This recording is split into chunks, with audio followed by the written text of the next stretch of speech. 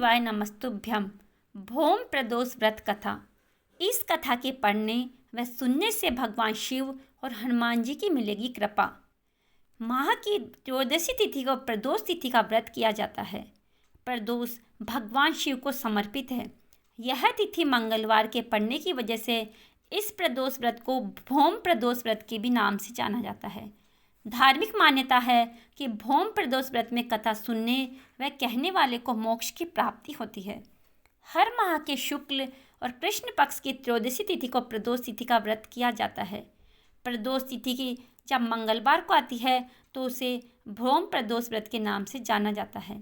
भौम प्रदोष व्रत में कथा सुनना व कहना बहुत पुण्यदायी माना जाता है और इस कथा से पूजा भी पूरी होती है। मान्यता है कि भौम प्रदोष व्रत की कथा सुनने व कहने से देवों के देव महादेव का आशीर्वाद प्राप्त होता है और आर्थिक परेशानियों से मुक्ति मिलती है। आइए जानते हैं भौम प्रदोष व्रत कथा के बारे में। सूत जी बोले, अब मैं मंगल त्रयोदशी प्रदोष विधि का व्रत विधि विधान से कहता हूँ। मंगलवार का दिन व्याधियों का नाशक है। इस व्रत में एक समय व्रती को गेहूँ और गुड़ का भोजन करना चाहिए। इस व्रत के करने से मनुष्य सभी पापों व रोगों से मुक्त हो जाता है। इसमें किसी प्रकार का संशय नहीं है।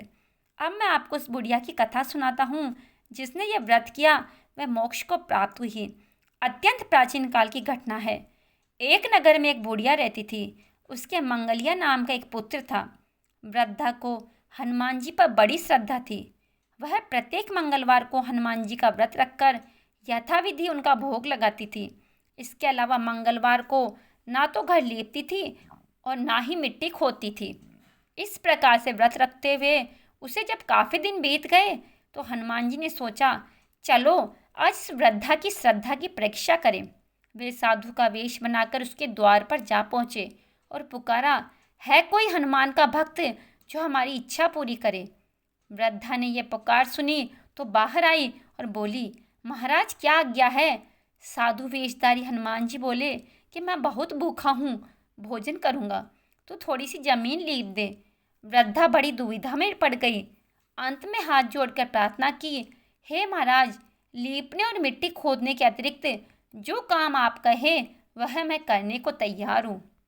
साधु ने 3 बार परीक्षा करने के बाद कहा, जा तू अपने बेटे को बुला, मैं उसे औंधा लिटाकर उसकी पीठ पर आग जलाकर भोजन बनाऊंगा। वृद्धा ने सुना तो पैरों तले की धरती खिसक गई, मगर वह वचन से हार चुकी थी। उसने मंगलिया को पुकारकर साधु महाराज के हवाले कर दिया, मगर साधु ऐसे ही मानने वाले न थे। उन्होंने वृद्धा के हाथों से ही मंगलिया को औंधा लेटाकर उसकी पीठ पर आग जलवाई। आग जलाकर दुखी मन से वृद्धा अपने घर के अंदर जा घुसी। साधु जब भोजन को बुलाकर कहा कि वह मंगलिया को पुकारे ताकि वह भी आकर भोग लगा ले। वृद्धा ने आंसू भरकर कहा कि अब उसका नाम लेकर मेरे हृदय को और न दुखाओ। लेकिन साधु महाराज न माने। वृद्धा को भोजन के लिए मंगलिया को पुकारना पड़ा। पुकारने की देर ही थी कि मंगलिया बाहर से हंसता हुआ घर में दौड़ा दौड़ा आया। मंगलिया को सही सलामत देखकर वृद्धा को सुखद आश्चर्य हुआ। वह साधु महाराज के चरणों में गिर पड़ी। साधु महाराज ने उसे अपने असली रूप में दर्शन दिए। हनुमान जी को अपने आंगन में देखकर वृद्धा को लगा कि जीवन सफल हो गया। अगर आपको ये कथा पसंद आई हो तो वीडियो को लाइक अवश्य करें और कमेंट बॉक्स में श्री शिवाय नमस्तुभ्यम और जय श्री राम अवश्य लिखें।